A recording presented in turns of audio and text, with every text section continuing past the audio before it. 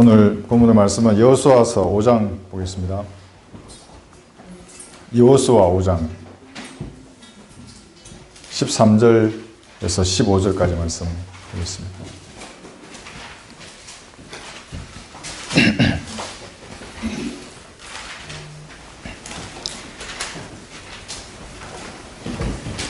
다 찾으신 줄 알고 제가 읽겠습니다. 13절입니다. 여호수아 5장 13절에서 15절. 여호수아가 예리코 근방에 있었을 때 눈을 들어보니 보라, 어떤 사람이 손에 칼을 빼어 들고 그를 향해 서 있는지라. 여호수아가 그 사람에게 가서 말하기를, 너는 우리 편이냐 우리의 대적 편이냐 하니, 그가 말하기를, 아니라 나는 주의 군대 대장으로 지금 여기에 왔노라 하더라. 여호수아가 땅에 엎드려 경배하고 그에게 말씀드리기를, 나의 주여 종에게 무엇을 말씀하시나이까 하니, 주의 군대 대장이 여호수아에게 말씀하시기를, 내 발에서 신을 벗으라. 내가 서 있는 곳은 거룩함이라 하시니 여호수아가 그대로 하더라. 제목은 승리의 요건, 승리의 요건이라는 제목으로 말씀을 전하겠습니다. 승리의 요건입니다. 군대만큼 승리를 갈망하는 조직도 없습니다. 군대는 승리를 갈망하는 사람들, 간절히 원하는 사람들의 모임입니다. 왜냐하면 군인이 전쟁에서 패배해버리면 다시 싸울 기회가 없기 때문입니다. 적은 다시 싸울 기회를 주지 않습니다. 패자는 잔인하게 짓밟습니다. 호시탐탐 노립니다, 적들이. 그래서 그 적의 호의를 우리는 거절해야 합니다. 적이 주는 좋은 제안들, 아름다운 제안, 겉으로 보기에는 그런 제안들을 거절해야 합니다. 왜냐하면 적은 잔인하게 우리를 파멸시킬 것이기 때문에 그렇습니다. 전쟁에서 패배는 개인의 죽음은 물론이고 자신이 속한 부대도 전멸을 하고 민족이 적의 노예가 됩니다. 그래서 부대의 모든 활동은 군인들에게 자신이 싸울 적을 잊지 않게 합니다. 적을 잊지 않도록 다양한 방법을 통해서 적에 대한 인식을 장병들에게 고취시켜 줍니다. 승리를 갈망하게 만듭니다. 승리를 맛보면서 군대 생활을 하게 하는 것입니다. 또한 패배해버리면 패자가 어떻게 되는 것인지 몸으로 배우게도 해줍니다. 부대 안에는 항상 총성이나 함성, 군가 소리 이런 것들이 울려 퍼지도록 만듭니다. 이것이 세 가지 소리라고 해서 삼성이라고 합니다. 왜냐하면 본분을 잊지 말라고, 군인들에게 네가 싸워야 적이 어디에 있는지를 잊지 말라고, 모든 군인들에게 경정을 울리는 소리가 총성, 함성, 군가 이런 소리들입니다. 부대 생활을 하다가도 조금 나태해지는 사람들, 그 사람들에게 날카로운 총소리가 들리면 자기를 다시 뒤돌아보는 것입니다. 자세를 똑바로 하는 것입니다. 그리스도인도 마찬가지입니다. 여러분 주님과 1대1로 기도할 때 여러분 자신이 진지하게 들리는 소리를 귀로 한번 들어보십시오. 영적인 자세가 바로 잡힙니다. 아침에 기도할 때 육신을 입은 제가, 연약한 제가 예수님의 보혈을 의지해서 전능하신 하나님 앞에 나왔습니다. 천천히 한번 말을 해보십시오. 죽어있는 세포가 살아나는 그런 느낌이 듭니다. 진지한 기도 소리, 자신의 소원을 하나님 앞에 진지하게 아뢰는 소리, 죄를 애통하는 마음으로 자백하는 그 소리, 흐트러진 영적인 자세를 바로잡고 거룩하신 주님 앞에 다가서게 합니다. 군가 소리를 들으면 사기가 고양이 됩니다. 군대 다녀오신 분들은 잘 아시겠죠? 그러니까 눈물고기라는 게 있습니다. 모든 행군 코스에는. 그 고기가 7개인데 마지막 6개 고개를 다 끝난 줄 알았는데 또 하나의 고기가 나옵니다. 그걸 눈물고기라고 합니다. 다 포기해버리고 싶습니다. 그냥 주저앉고 싶고 더 이상 걷기 정말 힘든 그때에 나온 고기입니다. 그게. 그런데 이제 어디에선가 군악대의 군가 소리를 들으면 군인들의 발은 가벼워집니다. 정말 처음 행군을 시작할 때와 같이 돌아갑니다. 구름 위를 걷는 것 같은 그런 힘이 나는 것입니다. 신비한 체험인데 이것이 음악의 힘입니다. 행군을 할 때 가장 그래서 위험하고 힘든 곳에 군악대를 배치하는 것입니다. 나팔 소리들, 트럼펫 소리를 들으면 다시 힘이 납니다. 군인들. 우리도 마찬가지입니다. 그리스도인의 찬양도 모든 마귀의 잔재를 깨끗하게 씻을 수 있습니다. 그래서 히브리서 13장에서는 이렇게 말씀하십니다. 15절에서 그러므로 우리가 그분을 통해서 찬양의 제물을 하나님께 계속해서 드리자. 이것이 그의 이름에 감사하는 우리 입술의 열매니라. 찬양의 제물입니다. 똑같습니다. 군인들이 어려울 때 군가 소리를 듣고 힘을 내서 행군을 계속할 수 있듯이 그리스도인들도 찬양을 들으면 힘이 나는 것입니다. 제가 오늘날 현역 시절에 이제 복음을 전하러 밖으로 나갔는데 마음에 즐거움이 없습니다. 기쁨이 없고 염려와 근심들이 밀려옵니다. 그런 마음으로 복음이 잘 나오지 않기 때문에 길을 걸어가면서 찬양을 부르었습니다. 그게 이 찬양입니다. 대속 대속 그 피가 날 대속했네. 대속 대속 나 하나님 자녀 됐네. 이 찬양을 중심으로 부르면 기쁨이 충만합니다. 그 감당하지 못합니다. 그 기쁨을. 셋째 하늘에 올라가 있는 듯한 기쁨이 가슴에서 밀려오면서 메말랐던 가슴이 어느새 흥건히 젖는 것입니다. 나를 괴롭히는 마귀의 잔재들 다 사라져버립니다. 찬양은 가사에 자신의 마음을 실어서 하나님께 드리는 영적인 제물입니다. 그 가사에 내가 동의하면서 하나님께 드리는 것입니다. 그럼 내가 감동이 밀려오고 하나님께서도 제 마음에 은혜를 베풀어 주시는 것입니다. 근데 가사 따로 내 마음 따로 드리는 찬양은 제도교화된 교인들이 부르는 그런 입으로 드리는 찬양은 하나님 받지 않으십니다. 마음의 중심으로 부르시는 것입니다. 그러면 여러분의 발도 구름 위에 있을지 모릅니다. 제가 처음 교회 헌신하고 나왔을 때 찬양만 부르면 너무나 눈물이 나서 이거 주체를 못한 적이 많습니다. 손수건을 계속 적시면서 찬양을 부르는데 그 가사에 마음을 실어서 드리면 그게 하나님께서 받으시는 제물인 것입니다. 또 있습니다. 군인이 훈련이나 이제 임무를 수행할 때 함성을 외칩니다. 그러면 구호도 부르고 그러면 모든 두려움, 어려움들이 다 떠나가 버리는 것입니다. 구령할 때 여러분이 설교를 하는 겁니다. 1대1로 구령할 때 복음에 대해서 설명해 줄 때 여러분이 설교를 하는 것입니다. 그 소리를 여러분이 한번 들어보십시오. 그 소리. 또 다른 사람이 들을 때는 어떻겠습니까? 거리 설교할 때 외치는 그 음성, 군인들의 함성 소리입니다. 그것이 그 지역에 자리 잡고 있는 마귀의 세력들을 완전히 박살내는 소리인 것입니다. 마치 군인이 구호나 함성을 낼 때와 같은 그런 소리입니다. 이렇게 본다면 우리도 세 가지 소리가 우리 주변에 있어야 합니다. 군인들이 함성이나 총성이나 군가 소리가 있듯이 병정에서 우리도 기도하고 구령하고 찬양하는 이 소리들이 우리 주변에 있어야 하는 것입니다. 설마 여러분들이 유언가를 듣지는 않겠죠? 너무 불쾌합니다. 유언가 가사에 내 마음을 실으려고 하면 그 도저히 불가능할 것 같습니다. 저는 듣지 않습니다. 그러면 하나님께 아름다운 고백을 가사에 실어서 드리면 주님께도 드려지는 영적인 제물이고 주님께서 그러면 우리에게 은혜를 베풀어 주시는 것입니다. 병영에서의 사소한 일에도 승리와 패배의 결과를 명확하게 각인시켜 줍니다.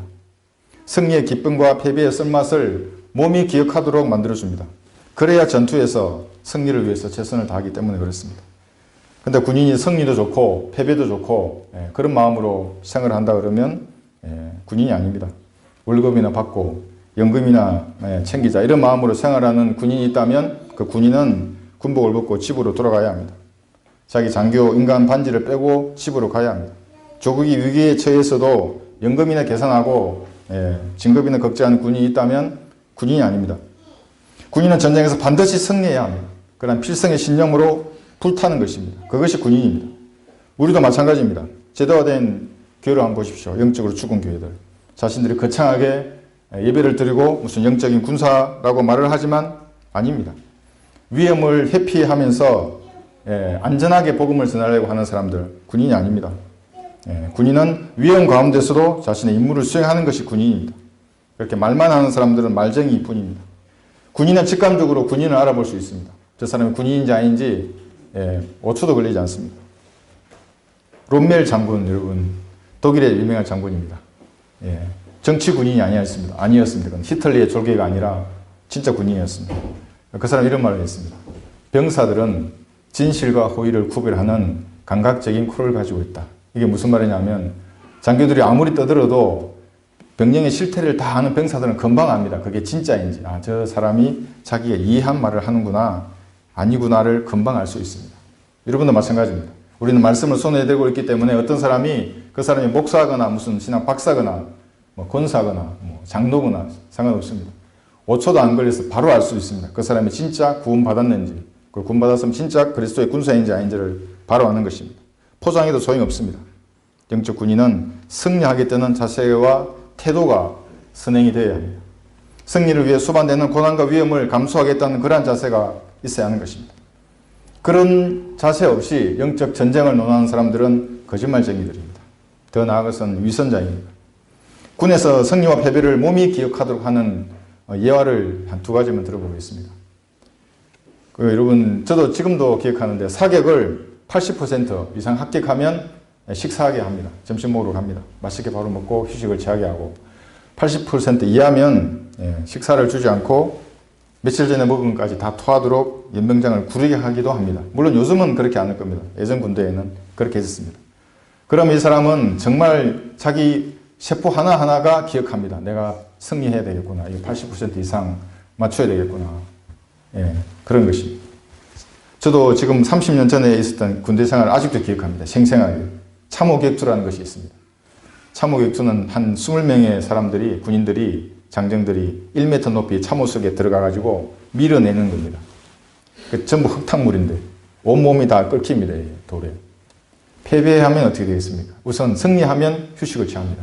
깨끗한 물로 씻고 그늘에서 쉬고 있습니다. 패배하면 씻지 못하고 흙이 묻었으니까 이게 말라지면, 흙이 마르면 어떻게 되겠습니까? 얼마나 따갑겠습니까? 연병장에 그 떼약볕에 대기하고 있다가 다시 또 들어갑니다. 참으로 격투를. 진 사람은 계속 들어가야 되는 것입니다. 끝나고 나면 그 기억이 지금도 저는 납니다. 30년 지났는데도. 마찬가지입니다. 저희들도. 영적인 전쟁에서 죄를 짓거나 잘못 판단하여 패배했던 그 뼈아픈 교훈을 잊지 말아야 하는 것입니다. 그 기다릴 때가 다시 들어가면 안 됩니다. 부대 지휘관은 좀 큰 관점에서 부대를 지휘합니다. 일반인들이 생각하기에는 전쟁은 싸워보아야 승자가 패자가 날 것이다 이렇게 생각하지 않습니까? 그러나 그렇지 않습니다. 싸우기 전에 승리와 패배를 예견할 수 있습니다. 그래서 부대장은 부대를 운영할 때 선승, 먼저 이겨놓고 구전, 싸운다 이렇게 하는 것입니다. 싸우기 전에 승리의 모든 욕구를 갖추는 것입니다. 영적인 전쟁도 마찬가지입니다. 그래서 지휘관들은 평소 부대를 운영할 때 무슨 장비를 운영하고 제도를 만들고 그 다음에 정신력 이런 것들을 강화하고 이러한 것들을 전쟁을 하는 관점에서 완벽하게 갖추려고 노력합니다. 그것이 되어야 이기는 것입니다. 그런데 싸워서 그때서야 승리를 구하는 부대는 반드시 패배합니다. 몇 번 요행으로 이길 수도 있습니다. 그러나 반드시 그 부대는 전멸할 것입니다. 그래서 승리는 싸우기 전에 먼저 승리의 요건을 완비하느냐에 달려 있습니다. 이것을 먼저 이겨놓고 싸운다는 의미에서 선승구전 이렇게 말을 합니다. 오늘 말씀의 제목이 승리의 요건인데 이 선승구전의 의미와 맥락을 같이 합니다. 그래서 이제 승리의 요건을 먼저 갖춘 후에 영적인 전쟁에 임해야 하는 것입니다. 그래야 승리할 수 있습니다. 여호수아는 24장까지 기록된 전쟁의 책입니다. 우리는 이 영적인 전쟁을 수행한 우리는 이 여호수아서를 통해서 전략과 전술을 배워야 합니다. 전략이라고 하면 이제 큰 개념의 싸우는 방법입니다. 이거는 이제 국가적인 차원에서 큰 개념에. 그러면 이제 전술은 뭐냐면 그 전략을 어떻게 이룰 것인가 하는 그런 방법들입니다. 이게 나와 있습니다. 여호수아서의 그 교훈을 한번 보자는 것입니다. 그러니까 아무것도 모르는 상태에서 죽기를 각오하고 용감하게 싸우면 어떻게 되겠습니까? 그 군인은 죽습니다. 영적인 전쟁도 마찬가지입니다. 아무것도 모르고 그냥 용감하게 적과 싸우려고 하면 승리할 수 없습니다. 성경을 알고 그의 원칙입니다. 성경대로 내 개인의 상황에 적합하게 그것들을 적응해야 되는 것입니다. 전략과 전술을 구분할 줄도 알고 어떻게 하면 저 전략을 이룰 것인가, 어떤 방법이 있는 것인가 이렇게 적용해야 싸움에서 이길 수 있습니다. 그래서 본문의 말씀을 설교하기 전에 한 전투 준비 경과를 한번 이 5장에서 여호수아 5장 어떻게 했는지를 살펴보고 본문 말씀을 보도록 하겠습니다. 여호수아 2장에서는 이제 여리고 성에 대한 정탐을 했습니다. 싸우기 전에 적을 먼저 알았던 것입니다. 이것이 모든 싸움의 기본입니다. 육신적인 어떤 갈등이 있거나 다툼이 있거나 이러면 여러분들은 먼저 내 육신의 발로에서 나왔지만 이 상황을 조장하고 확대하려는 영적인 적이 있다는 것을 알아야 합니다. 그것이 지피입니다. 적을 알아야 되는 것입니다. 물론 육신입니다. 그럼 내 육신의 잘못이죠. 그러나 이것을 조장하는 세력이 분명히 존재하는 것입니다. 적을 알고 그 다음에 나를 알아야 하는 것입니다. 만약 그렇지 못하고 무슨 싸움의 계획을 세우고 한다면 그건 모두 휴지 조각입니다. 아무런 쓸모가 없는 것입니다. 적의 의도를 알아야 되는 것입니다. 마귀들의 의도를 알아야 합니다. 북한의 의도는 여러분 무엇이겠습니까? 노동당 교역에 나와 있습니다. 우리나라를 공산화시키는 것입니다.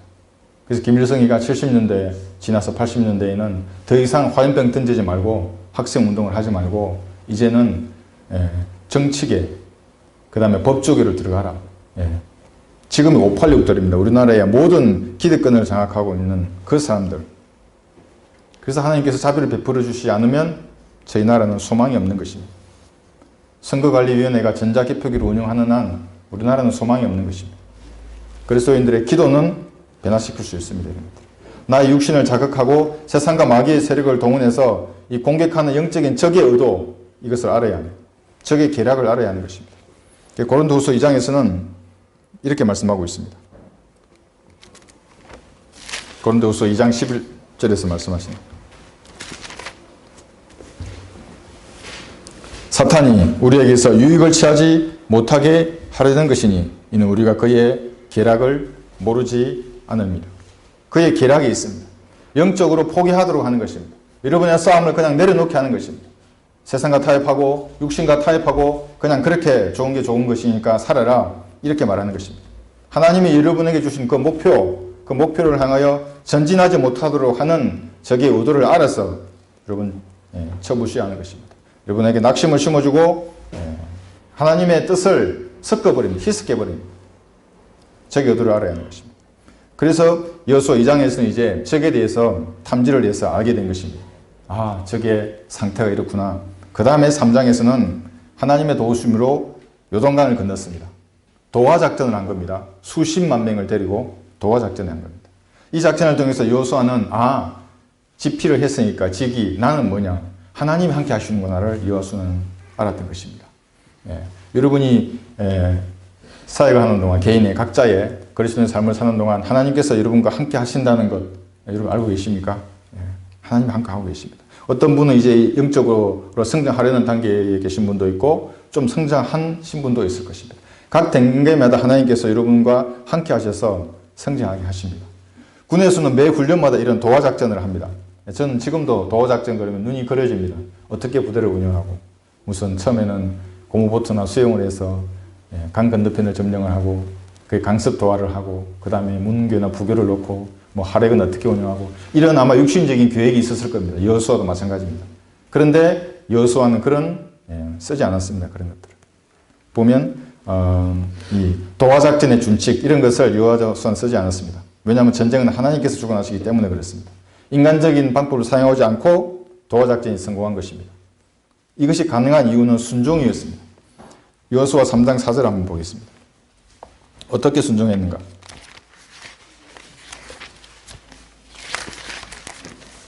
여호수아 3장 4절을 보시면 지금 이제 저희가 5장 본문에서 뒤쪽으로 넘기시면 이렇게 말씀하십니다. 지금 이제 강을 건너기 전입니다. 너희와 언약궤 사이에 약 2000큐빗을 한 900m입니다. 저 간격을 두고 그것에 가까이 오지 말라. 너희가 가야 할 길을 알게 되리니 이는 너희가 이전에 그 길을 지나가 보지 못하였음이라 하더라. 이렇게 말씀하시면서 뭐냐면 따라가라 하는 것이죠. 앞서지 말고 주님의 인도하시면 따라가라 하는 것입니다. 우리도 마찬가지입니다. 약간 세상을 살아가는 동안 주님과 보조를 맞추면서 전쟁을 하는 것입니다. 도하작전의 성공은 바로 이 순종에서 시작이 된 것입니다. 강을 건넌 이제 여호수아는 이제 여호수아 5장으로 옵니다. 여호수아는 정복해야 할 여리고성 근방에 길갈의 진을 쳤습니다. 요단에서 취한 12개의 돌로 기념비도 세웠습니다. 도하작전을 이제 피 한 방울 흘리지 않고 성공한 여호수아, 이제 여리고 성을 공격해야 할 그런 상황에서 이제 직결지 행동을 하는 것입니다.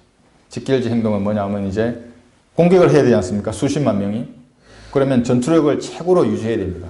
잘 먹이고 무기도 잘 준비하고 작전 계획도 잘 세우고 하는 그런 단계입니다. 이제. 그리고 적이 기습할지 모르니까 경계도 해야 하는 그런 직결지 행동을 하는 것입니다. 이때 뭐냐면 여호수아는 아마 고뇌에 잠겼을 것입니다. 왜냐하면 자기 말 한마디에 성을 공격하다가 잘못하면 얼마나 많은 사람이 죽겠습니까? 수만 명 죽을 수도 있는데 아무도 알지 못하는 지휘관의 고뇌를 지금 여호수아는 하고 있는 것입니다. 지휘관은 혼자 싸워야 합니다.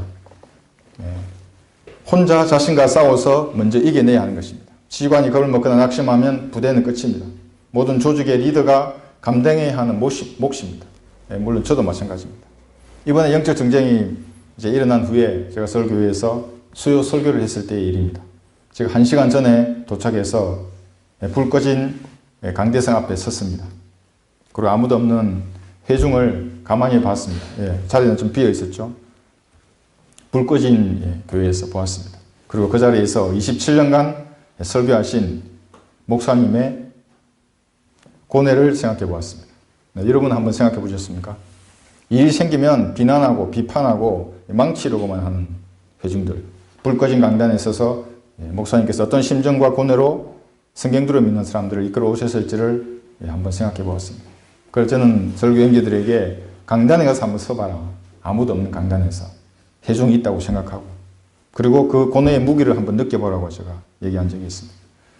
주님께서 부담을 주시면 우리도 임무를 부여받는 장수가 마땅히 가져야 할 그 고뇌를 가지게 됩니다. 주님의 사역을 어떻게 하면 이룰 것인가. 저도 저에게 준 사역이 있습니다. 어떻게 이룰 것인가. 명령을 받은 군인의 임무를 그 고뇌를 가지고 수행을 하는 것입니다. 그러면 이런 고백이 나옵니다. 시편 119편에서 말씀하십니다. 시편 119편 30절에서 이렇게 말씀하십니다. 이것은 제가 헌신했을 때 제가 마음에 간직한 말씀이기도 합니다. 내가 진리의 길을 택하였으며 주의 명령들을 내 앞에 두었나이다. 하나님이 임무를 부여하시면 그 임무에 대한 무게를 느낍니다. 그리스도의 군사는. 근데 그것은 마치 지휘관이 나에게 명령을 내렸을 때 명령서를 제 앞에 둔 것입니다. 여러분, 명령은 엄중한 것입니다. 군에서 특히 전시에 내린 명령들을 자신의 전부를 걸어야 합니다. 그 명령에. 그런 고뇌를 가지고 싸우는 것입니다. 군대에서는 중대장 이상의 지휘관들에게 지휘관 메달을 부여합니다. 흔히 근데 지휘관들 그걸 쌀자루라고 얘기합니다. 왜냐하면 책임감을 얘기하는 것입니다. 가정에 책임을 진 가장으로서의 책임감도 여기 달려있고, 병력의 생사를 책임진 지휘관으로서의 그 책임, 또 국가를 책임지고 있는 그 책임을 자기가 가지고 있기 때문에, 근데 그것은 사실은 그 고뇌의 무게입니다. 모든 조직의 리더가 가진 책임의 막중함을 우리도 한번 생각해 보아야 합니다. 부대의 모든 지휘관은 이제 요새화된 진지, 지금 여리고성은 요새화되어 있습니다. 이 진지를 정면으로 공격하는 것을 제일 꺼려야 하는 것입니다. 왜냐하면 통상 공격할 때는 3배 많은 수로 공격을 합니다. 이렇게. 그런데 이 요새화된 진지는 어떻게 하면 10배 많은 수로 공격해야 됩니다. 그만큼 많은 피해가 있는 공격을 지금 앞두고 여호수아는 고뇌에 빠져 있었을 것입니다. 어떻게 하면 공격 작전에 성공할 것인가? 이 수십만 명의 이스라엘 민족들을 아무런 피해 없이 싸워 이길 것인가 고뇌하고 있었을 것입니다. 여호수아는 이제 여리고성을 공격하기 위한 여러 가지 작전 구상을 하고 있는 그때입니다. 그런 상황에서 이제 여호수아 5장으로 지금 접어들고 있습니다. 근데 5장 2절에서 보면 먼저 할례를 행하라고 주님께서 명령하십니다. 여호수아 한번 보십시오. 지금 전투력을 보존하고 전투력을 최상으로 유지해야 하는 직결 행동을 하고 있습니다. 곧 이제 전투하러 가야 하는데 할례를 행하라고 주님께서 말씀하시는 거예요. 5장 2절 보시면 그때에 주께서 여호수아에게 말씀하시기를 너는 예리한 칼을 만들어 이스라엘 자손에게 다시 두 번째로 할례를 행하라고 하십니다. 여러분, 할례를 행하면 칼을 들 수 없습니다. 할례를 행했을 때 만약에 여리고 성에 있는 적이 공격을 하면 정말 전멸합니다. 한 사람도 살지 못합니다. 이 적들을 아시지 않습니까? 그럼에도 불구하고 여호수아는 하나님의 말씀에 그대로 순종합니다. 죽을 것인 줄 아는데 인간적인 방법으로는 이거 불가능한 일입니다. 아마 저거 같으면 이게 조로 나누실 겁니다. 야, 1조는 그래 할례를 받고 2조는 빨리 치료를 받고 3조는 경계를 해라. 이렇게 했겠죠. 그 인간적인 방법입니다. 여호수아는 어떻게 했습니까?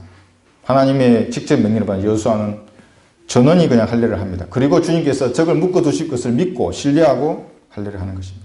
이 5장 2절의 모습입니다. 왜 할례를 하라고 했느냐? 왜냐하면 할례하지 않으면 이방인과 이스라엘이 성별되지 않으면 하나님께서는 이스라엘 편을 들 수가 없습니다. 하나님 스스로 죄를 짓는 것입니다.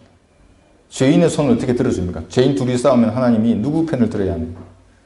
성별되어야만 하나님께서 도울 수 있기 때문에 전투를 해야 하는 임박한 상황임에도 불구하고 할례를 해라.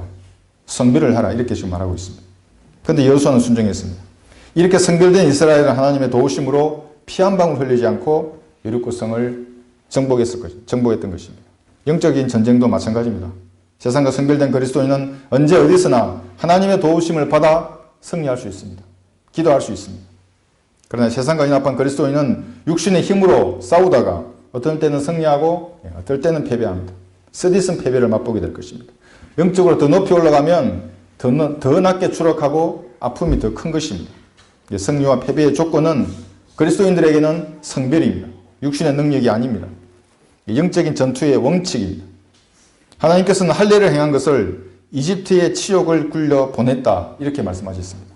무할례 상태의 이스라엘은 하나님 앞에서는 치욕입니다. 이방인과 지금 섞여 있는 것입니다. 성별대의 하면 됩니다. 이스라엘은 이집트에 있을 때도 할례를 안 했습니다. 똑같이 섞여 있었습니다. 강나로 나왔을 때도 할례를 하지 않았습니다. 똑같이 섞여 있던 겁니다. 하나님이 자비하심이 없었다면 성별되지 않은 이스라엘을 하나님께서는 전부 죽이셨을 것입니다. 그러나 하나님은 자비를 베풀어 주셨습니다. 이집트의 노예였다는 사실이 얼마나 그들에게 치욕적이 있겠습니까? 이집트의 노예. 세상에서 육신적으로 살았던 그리스도인도 마찬가지입니다. 지난날의 생활, 저도 지난날의 육신의 생활이 있습니다. 치욕적인 삶입니다. 관을 박차고 나온 육신에 따라 사는 것은 치욕적인 삶입니다. 그 치욕을 굴러버리고 보내버리고 잘라버리고 영적 전쟁에 참전해야 합니다. 그래서 그리스도인은 세상에서 성별해야 하는 것입니다. 성별하지 않고 이 성경을 들고 전쟁에 참전하는 것도 치욕적인 것입니다. 성별하지 않고 영적 전쟁에 뛰어드는 사람에게는 승리는 영원한 일입니다. 결코 승리할 수 없습니다. 할례를 마치고 이제 성별한 이스라엘은 이제 약속의 땅에서 최초의 유월절을 지켰습니다. 그리고 만나가 그쳤고 이제는 땅에서 자신이 땀 흘려 수고하면서 살아야 하는 새로운 현실에 직면한 것입니다. 그리고 이제 본문이 시작됩니다. 여호수아 5장 13절에서 15절의 상황이 이제 시작이 되는 것입니다. 할례도 이제 다 치료를 받고 공격을 앞두고 있는 긴박한 순간입니다. 누가 제일 먼저 긴장하고 민감한 상황이겠습니까? 지휘관이 여호수아입니다. 승리의 요건 첫 번째, 용기를 가져야 합니다.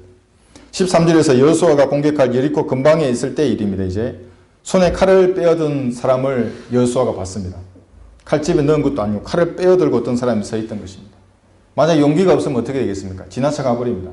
저 사람은 자기 길로 가고 나는 내 길로 가는 것입니다. 그러나 여호수아는 접근해서 그 사람에게 질문을 던지는 것입니다.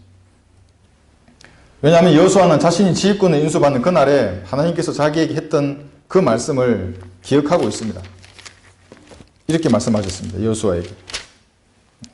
동일합니다. 이 말씀은 여호수아 1장 9절의 말씀인데 르크만 목사님 책을 선물할 때 서명할 때 날이 나는 그 구절입니다. 저도 가지고 있습니다. 집에 요한계시록 그림책에 목사님의 서명을 가지고 있는데 내가 내게 명령하지 아니하였느냐? 강건하고 담대하라. 무서워 말고 낙심치 말라. 이는 주의 하나님이 내가 어디로 가든지 너와 함께 함이라 하시니라. 이 말씀입니다. 이 말씀을 가지고 마음에 가지고 있었기 때문에 여호수아는 칼을 빼든 그 사람에게 바로 질문한 것입니다. 그 말은 뭐냐면 바로 싸우겠다는 것입니다. 내 목숨을 걸고 적을 죽이든지 내가 죽든지 하겠다는 것입니다. 아마 여호수아가 뽑아든 그 칼은 손이 떨리고 있었을 것입니다. 주체할 수 없는 아드레날린이 아마 뿜어져 나왔을 것입니다. 임무를 수행하겠다는 용기의 발로에서 나온 행동입니다. 칼 빼어든 그 사람이 적이면 바로 전투를 하는 것입니다. 이것은 무엇이냐면 그리스도인은 어디서나 기도하고 어디서나 설교하고 어디서나 죽을 수 있어야 함과 같은 것입니다. 어디서나 죽을 수 있어요. 말씀에 칼을 빼는데 주저함이 없어야 합니다. 그로 인해 닥칠 결과들 두려워하지 말아야 합니다. 복음 전도지를 줄 때 한번 생각해 보십시오. 구원받지 않는 사람에게 전도지를 건넬 때 눈을 쳐다보고 안녕하십니까? 제가 드리는 선물입니다. 제가 선물을 드리고 싶습니다. 그렇게 하면 다 씁니다. 뭐예요? 이렇게 전도지를 드리는 겁니다. 색깔표 전도지. 그 사람에게도 유용한 거니까. 말씀의 칼을 여러분 그때 그게 빼는 겁니다. 근데 그 칼에 그 사람이 찔리면 그 사람이 사는 것입니다. 한번 시도해 보십시오. 처음에 제가 이거 시도할 때는 많이 떨렸습니다. 손도 떨리고 발도 떨렸습니다. 여호수아처럼. 강건하고 담대하라. 용기를 가져라. 여호수아에게 하셨던 이 말씀은 우리 모두에게 하시는 말씀입니다. 또한 이 말씀은 제가 현역 시절에 이제 헌신을 하고 하나님에 대해서 알아갈 때입니다. 부대에서 구부를 하는데 혼자서 구부를 하는데 마음속에 이 말이 구부를 하면 여러분 어떻습니까? 육신이 연약하다. 육신의 한계가 이것이구나. 영원히 살 것 같지 않습니까? 건강할 때는. 아닙니다. 한 3km나 5km 정도 뛰어보십시오. 계속 뛰어보십시오. 아, 이대로 죽는구나 느낍니다. 계속 뛰면. 그때 제가 하나님께 질문하는 겁니다. 정직하게 말씀해 주십니다. 그럴 때 뭐라고 그러시냐면 내가 죄와 인류되지 않는 한 너와 함께 할 것이다. 용기를 가지라. 마음에 그냥 확신으로 그냥 다가오는 것입니다. 또 질문했습니다. 그럼 그리스도는 어떻게 살아야 합니까? 여러분 어떤 예화를 들으시는지 아십니까? 돛담배 있지 않습니까? 바람을 타고 가는 돛담배. 돛담배 위에 올라타라 우선. 그리고 돛을 잡아라. 그러면 성령께서 바람으로 배를 가게 하는 겁니다. 원하는 곳은 성령께서 그냥 가게 하는 겁니다. 그러니까 내가 죄와 인류되지 않으면 하나님께서 함께 하시겠다는 그 말씀은 성령께서 인도해 주신다는 겁니다. 삶을. 너무 좋아서 속도가 한 2배는 빨라졌을 겁니다. 그 뛰는 거를. 이걸 깨달은 거예요. 여러분 다 알고 계시죠? 근데 제일 먼저 중요한 것은 뭐냐면 발을 땅에서 떼야 됩니다. 떼고 그 배를 타야 합니다. 탔으면 이제 성령께서 인도해 주실 거라는 확신, 바람이 불 것이라는 확신을 가지고 돛을 잡으면 앞으로 나가는 것입니다. 많이 말씀하시는데 여러분에게도 동일합니다. 전능하신 하나님께서 이 말씀으로 싸우는 군사들과 함께 하시면서 칼을 빼어들고 친히 함께 싸우십니다. 그러므로 주님께 부름받은 군사는 도망쳐서는 안 됩니다. 육신과 세상과 마귀들, 마귀의 종들과 싸워야 합니다. 주님과 함께 용감하게 싸워야 합니다. 전도지 한 장을 주는 것도 싸움이지만 여러분들 그 SNS 상에 복음을 전달하는 거 손가락으로 컨트롤 C, 컨트롤 V 이것도 싸움입니다. 한번 해보십시오. 저는 지금 뭐 이렇게 들어옵니다. 신문도 들어오고 어떤 분 전화도 오고 그렇게 해서 싸우는 겁니다. 이게 싸움은 이렇게 용기를 가지고 주님과 함께 싸워야 하는 것입니다. 두 번째는 영적인 분별력을 가져야 합니다. 분별의 뜻은 뭐냐면 사물을 구별하여 가르는 것입니다. 또한 바른 생각이나 판단을 분별이라고 합니다. 여호수아는 이제 질문을 통해서 아군과 적군을 분별하는데 분명한 답을 얻었습니다. 질문, 말을 듣고 하는 것입니다. 13절에 보시면 여호수아가 그 사람에게 가서 말하기를 너는 우리 편이냐 우리 대적 편이냐 이렇게 질문을 했던 것입니다. 사람들의 입에서 여러분 영이 나옵니다. 말을 들어보면 이 사람이 어디에 속했는지 바로 알 수 있습니다. 5초도 걸리지 않습니다. 1시간 동안 차량이 터지도록 저는 교회와 사역자를 비방하는 어떤 사람의 얘기를 들었습니다. 정말 떠나갔듯이 제 주변에 3명의 사람이 더 있었는데도 불구하고 교회를 쫓겨난 자들을 옹호하고 그렇게 한다면 그 사람의 입에서 나오는 것은 뭐냐면 여러분 악령입니다. 지금까지 교제하면서 정들었던 사람인데도 악령이 들어가면 더 이상 그리스도인이 아닙니다. 그래서 우리는 말씀에 따라 판단해야 하는 것입니다. 살아간 자들아 모든 영을 다 믿지 말고 그 영들이 하나님께 속하 있는지 시험하라. 이는 많은 거짓 선지자들이 세상에 나왔습니다. 시험하는 것입니다. 그래서 악령이 나오면 교제하지 않습니다. 교제하지 않아야 하는 것입니다. 하나님도 여러분에게 질문하실 때가 있으십니다. 그럴 때 정직하게 답변하시면 영적으로 한 단계 성장하는 것입니다. 저는 구원받을 때도 질문을 받았습니다. 내가 죄인이냐? 저는 정직하게 답변했습니다. 네, 제가 죄인입니다. 마음속에 제 스스로의 한 질문인지는 모르겠는데 내가 죄인이냐? 네, 죄인입니다. 예수님께서 왜 십자가에 달렸느냐? 죄인을 위해 달렸다고 들었습니다. 그럼 너를 위해 달린 게 아니냐? 여러분을 위해 달린 게 아닙니까? 그 말에 저는 복음의 모든 걸 깨달았던 것입니다. 헌신한 다음에는 제가 교회 지금 맨 뒷줄에 앉아 있는데 설교회에서 이렇게 또 누군가가 마음속에 질문이 들었습니다. 내가 이 사람들보다 나를 더 사랑하느냐? 이런 질문이 들길래 저는 뭐라고 말씀드렸냐? 아닙니다. 이 사람들이 더 사랑하지 어떻게 저 같은 사람이 주님을 더 사랑할 수 있겠습니까? 작년부 모임에 갔습니다. 그날 제일 뒤에 또 앉아 있는데 또 질문했습니다. 마음속에 내가 이 사람들보다 나를 더 사랑하느냐? 또 그랬죠. 아닙니다. 저분들이 더 사랑해야지 어떻게 저 같은 놈이 주님을 더 사랑할 수 있겠습니까? 근데 한 6개월 지나서 알았습니다. 많이 탕감받은 내가, 많은 죄를 탕감받은 내가 더 예수님을 사랑해야지. 당연한 말씀인데 그때 내가 이해하지 못했을까? 질문을 받는 것입니다. 헌신을 받을 때, 헌신할 때도 질문을 받았습니다. 내가 이 잔을 마시겠느냐? 그 대대장하고 회식한다고 술잔을 들고 있는데 그대로 잔을 놨습니다. 세상의 잔은 안 받겠다. 예수님 주신 잔을 내가 받겠다. 요 근래에는 또 이런 질문도 받았습니다. 이 민족에게, 왜 이 민족에게 자비를 베풀어야 하느냐? 답변을 해야 합니다. 마찬가지입니다. 여러분도 주님께서 마음속에 어떤 질문을 주시거나 하시면 정확하게 분별해서 하나님께서 질문하시는 것에 대해서 정직하게 답변을 해야 합니다. 분별이 최초에 언급된 것은 창세기 27장 23절입니다. 보겠습니다. 첫 번째 언급의 법칙에 따라 사전에서 말하는 분별의 정의가 이곳에서 그대로 나타납니다. 창세기 27장 23절.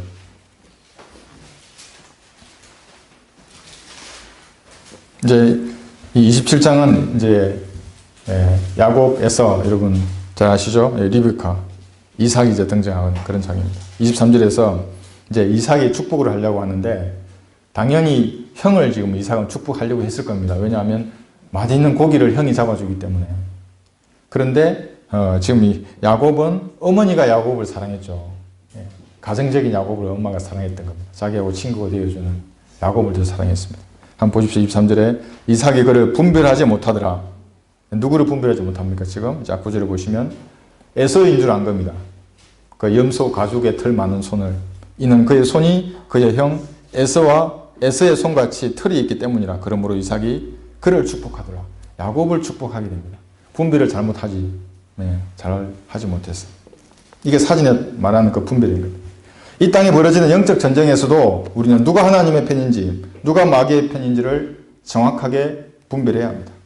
여러분은 누가 마귀의 편이라고 생각하십니까? 변기된 성경을 가진 자들은 마귀의 편입니다. 우리의 사역을 해방하고 소문을 퍼뜨리고 반대하는 사람들은 모두 마귀의 편입니다. 친구가 그렇게 하면 여러분 어떻게 하겠습니까? 친구가 소중합니까? 하나님이 중요합니까? 남편이나 아내가 그렇다면 어떻게 해야 되겠습니까? 인내해야겠죠. 그리고 하나님 주신 지혜로 믿음의 선한 싸움을 싸워야 하는 것입니다. 성경에서 분별이라는 단어가 중간에 언급된 경우는 이렇습니다. 잠언 11장 22절에서는 아름다운 여인에게 분별이 없는 것은 마치 돼지코의 금고리 같으니라. 여러분 TV에 보면 연예인들이나 스타들을 아름답게 보이십니까? 돼지코의 금고리 같습니다. 돼지코의 금고리. 교회, 제도화된 교회에서 드리는 예배들, 바른 말씀이 없고 바른 교리가 없는 그들이 드리는 예배들, 돼지코의 금고리 같은 것입니다. 이사야 28장 26절에서는 이는 그의 하나님께서 그에게 바르게 분별하도록 지시하십니다. 분별하도록 그에게 가르치십니다. 왜 어떤 사람은 바르게 분별하고 어떤 사람은 바르게 분별하지 못합니까? 하나님께서 가르쳐 주시는 것입니다. 분별에 대한 것은. 분별하지 못하는 것은 하나님께서 가르쳐 주기를 싫어하는 어떤 마음의 상태가 그 사람이 있는 겁니다. 그 사람의 마음이 부패했든지 육신적이든지 분별할 수 없습니다. 그러면 똑같은 것을 놓고 교회를 대적한 자를 옹호하는 겁니다. 목사님을 비방하는 겁니다. 왜 그랬겠습니까? 하나님께서 가르쳐 주지 않으시기 때문에 그렇습니다. 마음이 부패했기 때문에 그런 것입니다. 아무리 그렇다단 말이라도 그런 사람들의 말은 믿음을 잃게 하는 것입니다. 교회와 하나님께서 세우신 사역자를 대적하는 그런 소리들입니다. 스스로를 저주하는 말들입니다. 여러분 그 낚시에서 잡힌 물고기들 있지 않습니까? 어탁을 뜨고 입을 벌리고 다 고기들 있지 않습니까? 그 고기들이 똑같이 하는 말이 있다고 합니다. 내가 입을 조심해야 했는데. 하나님의 눈동자를 건드려 놓고도 입을 닫고 이제 여기저기 돌아다니면서 교회와 사역자를 비방하는 그런 자들은 조심해야 하는 것입니다. 성경에서 분별이라는 단어가 마지막으로 언급된 경우는 히브리서 5장에 있습니다. 여러분 착하고 선한 인생이 좋은 게 아닙니다. 분별이 없으면 모든 걸 잃어버리는 것입니다. 히브리서 5장 14절에 보면 이렇게 말씀하고 있습니다. 분별이라는 단어가 나와요. 마지막에 이제 신약성경에 나오는 거죠. 히브리서 5장 14절. 단단한 음식은 장성한 사람들의 것이니 그들은 그 말씀을 사용함으로 감각들을 단련하여 선악을 분별하는 사람들이라. 감각을 단련하는 사람들입니다. 영적 전쟁에서 분별을 위해서는 단단한 음식을 먹어야 합니다. 군인이 먹어야 훈련을 감당하는 것입니다. 영적인 군사들도 먹어야, 말씀을 먹어야 인내할 수 있고 연단을 받을 수 없습니다. 말씀을 먹지 못하면 환란이 오면 인내하다가 다시 돌아가 버려요. 말씀을 먹으면 충분히 인내할 수 있습니다. 제가 너무나 잘합니다. 제가 한 3년을 여러분 하나님의 말씀에 순종하지 않았기 때문에 말씀을 먹지 않으면 인내나 연단 속에서 그리스도는 견딜 수 없는 것입니다. 먹어야 성장합니다. 먹지 않고 자라는 아이를 여러분 보셨습니까? 살아있는 아기는 허기를 느낍니다. 밥 달라고 울지 않습니까? 살아있는 아이입니다. 젖을 달라고 우는 것입니다. 그래서 그리스도인들은 말씀을 공부해야 하는 것입니다. 아이가 젖을 찾듯이. 베드로전서 2장 2절에서는 갓난아기 들로서 순수한 말씀의 젖을 사모하라. 이는 너희가 그것으로 인하여 자라게 하려 합니다. 순수한 말씀의 젖, 변기되지 않는 성경, 사모하고 공부하고 싶은 허기를 느끼면 영적으로 살아있는 것입니다. 아이가 밥을 찾듯이 먹어서 성장하면 이제 분별할 수 있습니다. 장성하면 말씀을 사용해서 이 감각적으로 선악을 분별한다고 했는데, 이걸 이제 좀 군대식으로 말하면 뭐냐면 조건 반사적으로 들어보면 바로 알 수 있습니다. 오랜 시간이 걸리지 않습니다. 인간적으로 뭐 주변 환경이 어떻고 뭐 이런 것을 고민할 필요가 없습니다. 말을 들어보면 알 수 있는 것입니다. 그래서 영적으로 장성한 사람들 앞에 갈 때는 여러분 육신적이 되어서 가면 안 됩니다. 저는 목사님 앞에 갈 때 항상 금식 기도하고 갔습니다. 성령 충만한 상태를 유지해서 가야 합니다. 그분들 앞에 갈 때는.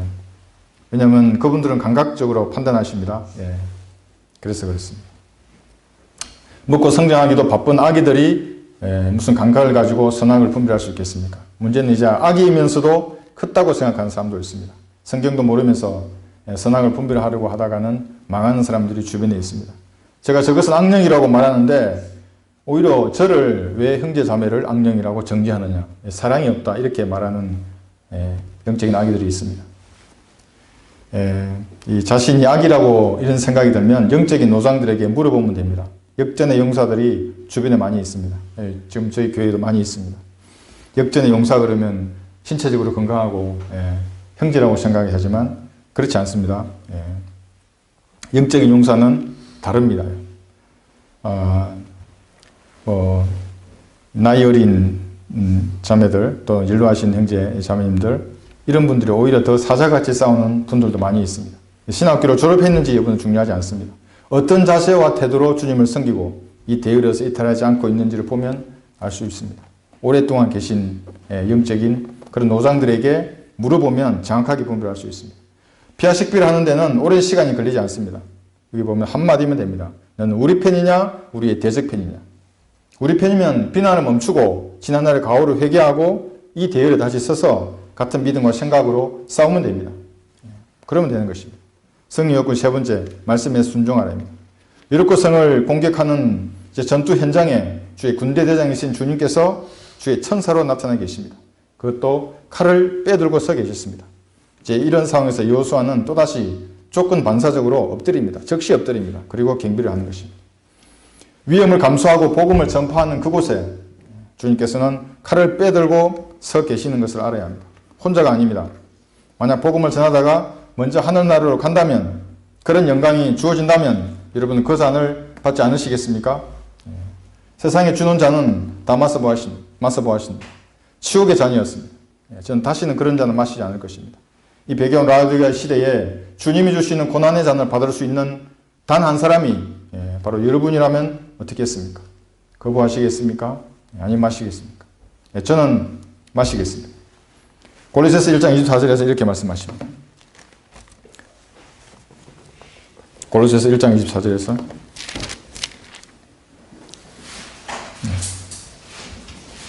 많은 사람들은 고난의 삶보다는 풍성한 삶에 관계된 그런 잔을 원하시지만 성경이 이렇게 말씀하십니다.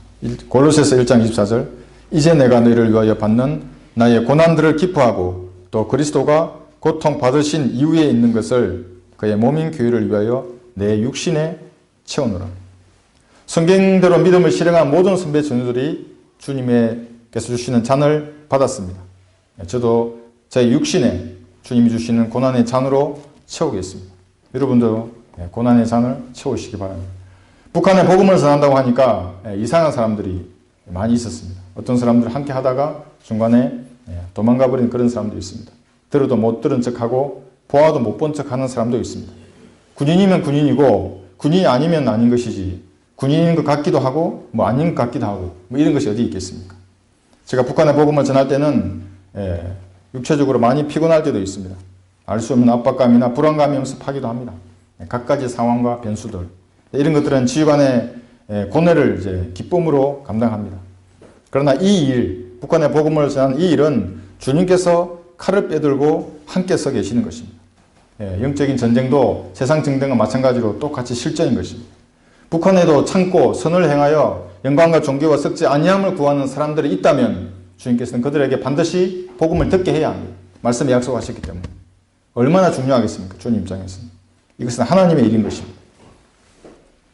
이 성경은 우리 민족에게 체중 권위를 주신 말씀입니다. 우리 민족, 북한, 남한 모든 사람에게 주신 체중 권위가 이 말씀입니다. 한글을 사용하는 모든 사람에게 주신 하나님의 말씀이 바로 이 성경인 것입니다. 그래서 그들에게 이 성경이 전파되어서 선택할 기회를 주어야 합니다. 그들에게 복음을 주어서 그래 네가 참고 선을 행하고 영광과 존귀와 썩지 아니함을 구했으니 이 복음 전도주 읽어보고 영원한 생명을 얻게 하는 것입니다. 그래 하나님의 일이고 그래서 주님께서 칼을 빼들고 이 일이 함께 하는 것입니다. 자, 이와 관련하여 우리나라 상황을 한번 제가 판단해 봤습니다. 교회 헌금이나 교인 수에 연연하며 이 나라의 정치를 논하는 것은 잘못되었다고 말하는 목사들이 있습니다. 정치적인 이슈는 목사들은 말하지 말고 우리의 거룩한 삶이나 말씀만 전해라 이렇게 하는 목사들이 많이 있습니다.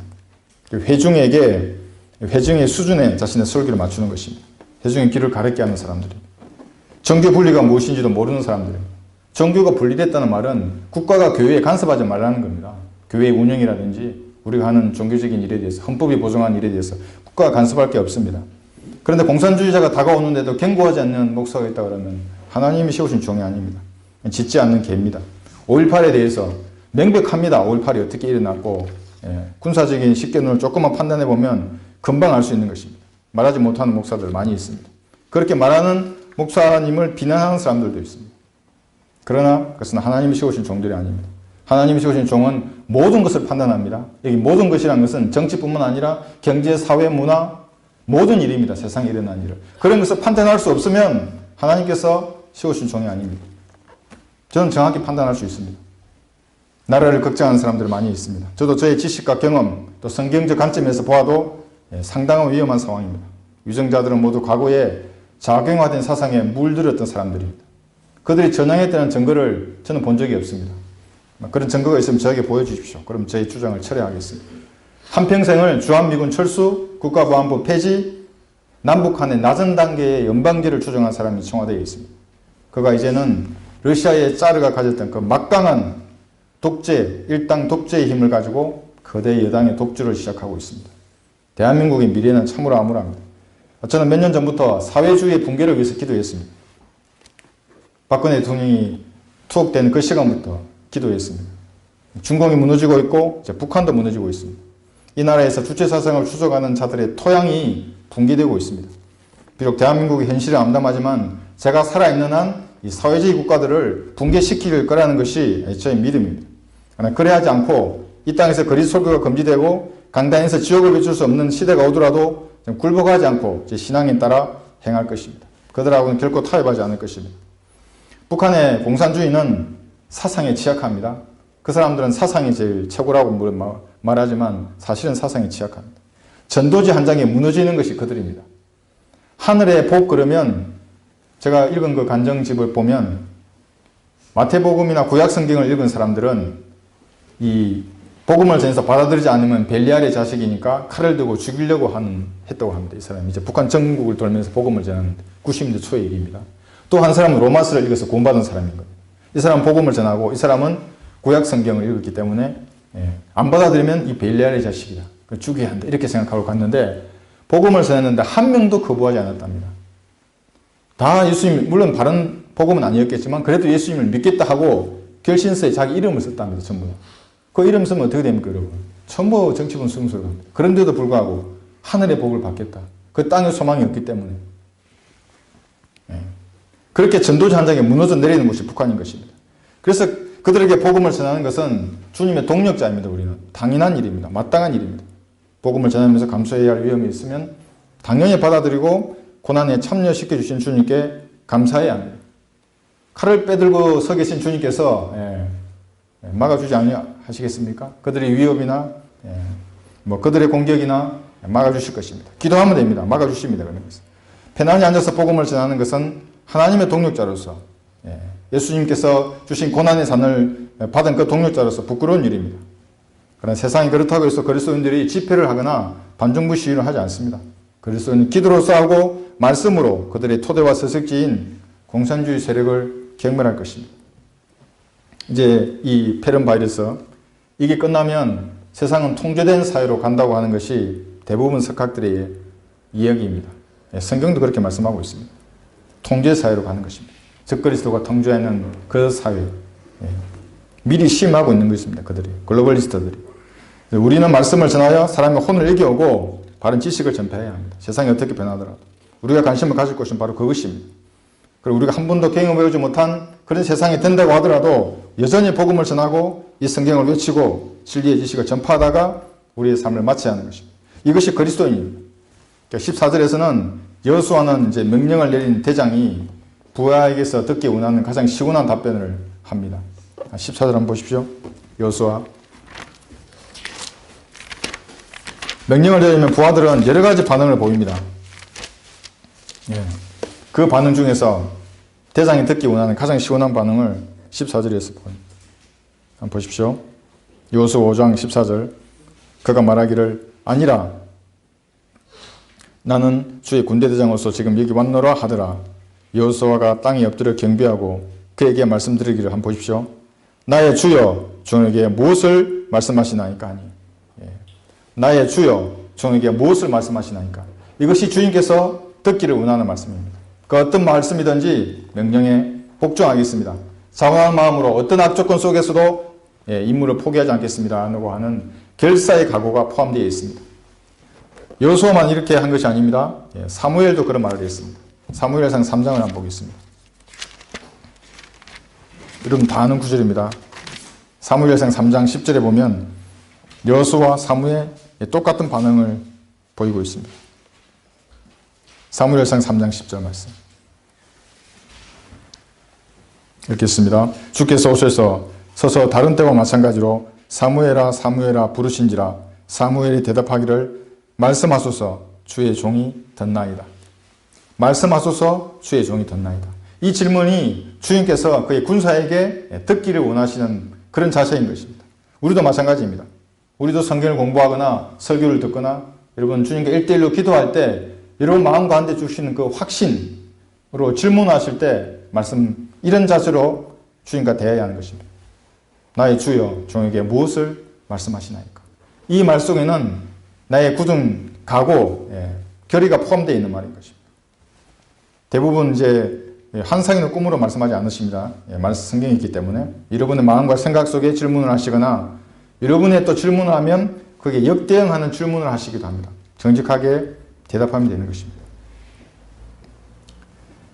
이제 제가 전역한 후에 3년의 시간을 낭비한 적이 있습니다. 어떨 때는 제가 이상한 사람이 될까봐 성경을 공부하거나 기도 하는 것을 멈춘 적도 있습니다. 혹시 이 성경이 사람을 이상하게 만드는 책이 아닐까? 이렇게 생각하고 잠깐 멈춘 것입니다. 그때는 몰랐습니다. 이 책이 사람을 미치게 한다는 걸. 물론 올바른 진리에 미치게 하는 것이죠. 이번에 교회에서 쫓겨난 사람들과의 갈등도 심각했습니다. 그래서 제가 교회를 쫓겨난 사람들을 옹호하면 극도로 민감한 것입니다. 왜냐하면 그들은 사람의 혼을 파괴하는 마귀의 종입니다. 제가 아주 다양한 사례를 가지고 있습니다. 복음 전하는 것을 싫어하는 자들입니다. 여러분 그 사람들. 중국의 복음을 전한 전도지가 허드슨 테일러가 죽은 지 100년 만에 처음으로 전해졌는데 마귀처럼 싫어했습니다. 저작권을 위반했다고 저한테. 북한의 복음 전하는 것도 마찬가지입니다. 그림 전도지를 전하는 것도 마찬가지고. 그런 자들이 자기가 성빌했다고 교회를 나가는 겁니다. 마귀도 웃을 일입니다. 복음을 싫어하는 모든 사람들은 그가 무엇이든지 마귀의 종입니다. 은혜의 복음, 성경적 은혜의 복음. 그게 전파되는데 가식으로 전파되든 미움이나 다툼으로 전파되든 무엇으로 전파되든지 복음이 전파되면 기뻐해야 할 것들이 그리스도입니다. 최소한의 그리스도의 소양입니다. 나의 주여 종에게 무엇을 말씀하시나이까. 말씀하소서 주의 종이 듣나이다. 이런 자세로 주님께 밀착하면 길을 열어주시고 여러분의 가슴 속에 결코 빠지지 않는 대못을 박으실 것입니다. 확신을 주실 것입니다. 너는 배교한 이 민족의 중심을 치라.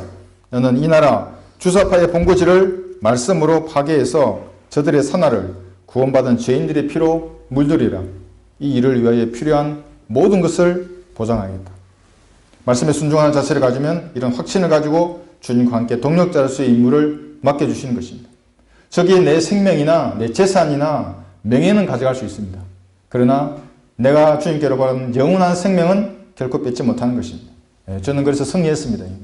패배하지 않습니다.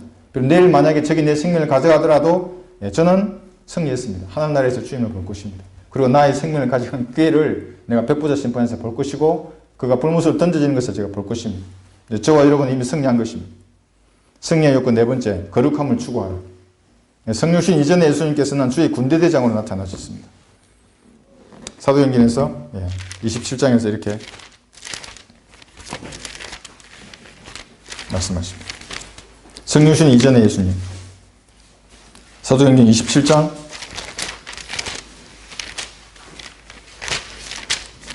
23절에서 내가 속해 있고 또 내가 섬기는 하나님의 천사가 간밤에 내 곁에 서서 간밤에 천사가 내 곁에 서서 갈라디아서도 마찬가지입니다. 하나님의 천사 예수 그리스도 지금 이제 여호수아에게 나타난 것이 바로 주의 군대대장 주님께서 직접 오셨던 것입니다. 이게 하나님의 천사는 창세기 18장 19장에서는 발을 씻기고 누룩 없는 빵과 송아지 고기도 먹었습니다. 부활한 예수님도 마찬가지입니다. 예수님이 부활했는데 먹을 것을 드셨습니다. 음식을 드셨습니다. 영광스러운 몸인데도. 누가복음 한번 보겠습니다. 이 구절은 저희 집에 아까 찾아왔다고 했던 그 이단들을 지옥으로 보내는 구절입니다. 예수님이 부활했다고 주장하는 사람, 이미 부활했다고 주장하는 사람들은 이 구절을 읽어야 합니다. 24장 39절 보시면 이제 부활한 예수님입니다. 우리도 휴거되거나 부활하면 이 몸을 입는 것입니다. 나의 손과 나의 발을 보라. 보라 나니라 나를 만져보라. 영은 살과 뼈가 없지만 너희가 보는 바와 같이 나는 있느니라고 하시고 이 말씀을 하신 후 자기 손과 발을 그들에게 보여주시더라. 예수님은 부활하신 몸으로 이렇게 다시 부활하셨던 것입니다. 많은 이단들은 안산홍 장길자와 교육으로부터 요즘에는 보니까 중국에서 어떤 여자 가 재림한 예수라고 자기가 동방번개 이런 것도 있고 통일교 신천지 마찬가지입니다. 모든 이런 마귀의 자식들을 지옥으로 보내는 구절입니다. 이리 와서 너의 손가락을 예수님이 구멍난 손과 발을 만져보라. 그리고 지옥으로 가라고 하는 거죠. 동성애자들이 천사들이 남자인 것을 알고 그들과 관계를 가지려고도 했고 그런 소란을 피웠던 것을 창세기에서 18장 19절에 정확히 이렇게 기록되어 있습니다. 모르는 것입니다. 그들은. 세상은 이렇게 예언된 대로 진행될 것입니다. 역사는 예수님께서 미리 기록하신 말씀입니다. 그분의 이야기이고 히스토리입니다. 마귀의 고의 정도를 발부둥 쳐도 소용없습니다. 주님께서 영적 전쟁의 승리의 요건으로 거룩하라고 명령합니다. 베드로전서 한번 보겠습니다. 베드로전서 1장에서는 13절 전쟁에 나가기 전에 성배를 먼저 요구했던 주님께서 또다시 여기서는 거룩에 대해서 말씀하시는 것입니다. 제가 읽겠습니다. 13절로부터 16절까지 그러므로 너희는 생각의 허리를 동이고 정신을 차려 예수 그리스도께서 나타나실 때 너희에게 가져올 은혜를 끝까지 바라라. 순종하는 자녀들로서 이전에 무지하던 때에 정욕에 너희 자신을 맞추지 말고 오히려 너희를 부르신 그분께서 거룩하신 것처럼 너희도 모든 행실에 거룩하라. 이는 기록되기를 내가 거룩하니 너희도 거룩하리라고 하시기 때문이라. 똑같습니다. 여호수아가 전쟁하기 전에 성배를 원했던 주님께서 영적 전쟁을 임하는 우리에게도 거룩하라고 말씀하시는 것입니다. 정욕에 너희 자신을 맞추지 말고 모든 행실에 거룩하라. 결론을 맺겠습니다. 전쟁은 이겨놓고 싸워야 하는 것입니다. 싸우기 전에 승리의 요건을 충족해야 합니다. 이것을 선성구전이라고 합니다. 영적인 전쟁도 마찬가지입니다. 승리의 요건이 충족되지 않으면 조금 싸우다가 영적인 대적 앞에서 스디슨 패배를 맛볼 것입니다. 그러므로 용기를 가지고 강건하고 담대해야 합니다. 칼을 빼들고 서 계신 주님 편에 서야 합니다. 성경을 공부하여 영적인 분별을 얻어야 합니다. 적과 아군을 분별하는 일은 모든 전쟁의 필수적인 사항입니다. 분별하지 못하면 어떤 경우에도 쓰러져 버립니다. 여러분이 신뢰할 것은 살아있고 영원히 관한 기록된 말씀밖에 없습니다. 하늘에 계신 분이 아니라 여기 이 땅에 여러분 눈으로 읽고 공부할 수 있는 이 말씀밖에 없는 것입니다. 그러면 거룩한 삶을 살 수 있는 토대가 구축되고 승리의 요건이 갖추어집니다. 여러분이 거룩한 상태가 되면 하나님께서 자동으로 여러분의 편이 됩니다. 하나님을 여러분의 편으로 만드는 것입니다. 자신의 마음의 태도와 결단을 가감없이 하나님 앞에 내보십시오. 여러분의 결단을 내리고 그 마음을 하나님께 내비치면 그때부터 하나님께서 움직이기 시작합니다. 오늘 들은 승리의 요건을 잘 숙고해 보시고 실제 전투 현장에서 승리를 쟁취함으로써 하나님의 편에 서 있음을 스스로 입증하는 여러분이 되시기를 바랍니다. 감사합니다.